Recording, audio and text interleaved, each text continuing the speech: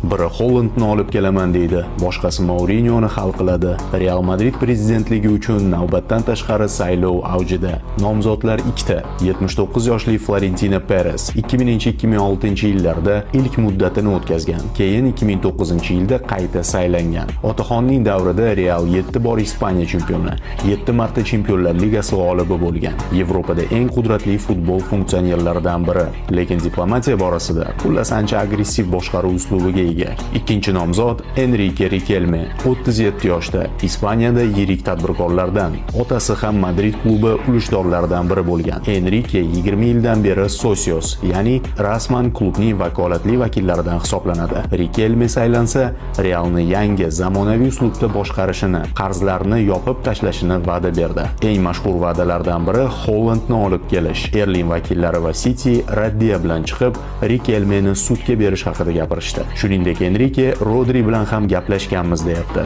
Bu borada jimjitlik. Murabbiy masalasida Riquelme Mourinho emas, balki boshqa top mutaxassis bilan og'zaki kelishuv borligini iddao qilyapti. Taxminlarga ko'ra, bu Klopp. Xo'p, Perezchi, unda hammasi naqd. Mourinho allaqachon rozi, saylovni kutmoqda. Dumfries va Konateni Romano pishgan transfer sifatida e'lon qildi. Florentino bu poygada favorit. Uning so'zlari katta insayderlar tomonidan tasdig'ini topmoqda. Intriga deyarli yo'q. Saylov 7-iyun kuni bo'lib o'tadi. Kim yutadi deb o'ylaysiz?